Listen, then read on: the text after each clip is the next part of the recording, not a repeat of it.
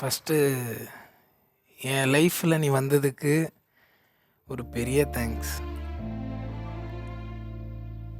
எனக்கு நான் நிறைய தடவை யோசிச்சிருக்கேன். நீ ஆசைப்பட்ட எதையும் என்னால் பெருசாக செய்ய முடியல. ஸ்டில் இன்னும் எனக்கு அதே சப்போர்ட்டை நீ கொடுத்துக்கிட்டு இருக்க.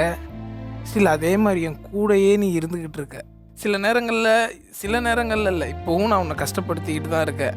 அதாவது என்னோட சுயநலத்துக்காக உன்னை நான் கஷ்டப்படுத்திட்டு தான் இருக்கேன். நான் ரீச் ஆகணும், நான் வெளியே தெரியணுன்றதுக்காக உனக்கு இந்த சோஷியல் மீடியாலலாம் இன்ட்ரெஸ்டே இல்லைன்றது எனக்கு தெரியும். ஆனால் உன்னை வற்புறுத்தி நீ வேலைக்கு போயிட்டு வருவ, உன்னை கூப்பிட்டு வா ரீல்ஸ் பண்ணலாம், வா இந்த கண்டென்ட் பண்ணலாம், வா அது பண்ணலாம் இது பண்ணலான்னு கூப்பிடும்போது மனசு கஷ்டமாக இருக்கும். இருந்தாலுமே அதை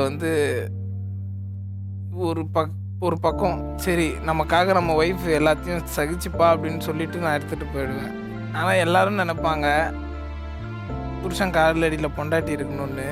ஆனால் என்றைக்குமே நான் உன் காலடியில் இருப்பேன்.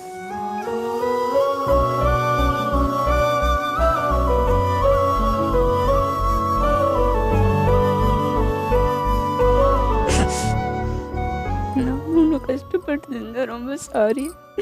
இன்னும் நிறைய தடவை ஹர்ட் பண்ணியிருக்கேன், வேணாம் கூட சொல்லியிருக்கேன். ஸோ எங்கள் அப்பாவுக்கு அடுத்தது நீ தான்.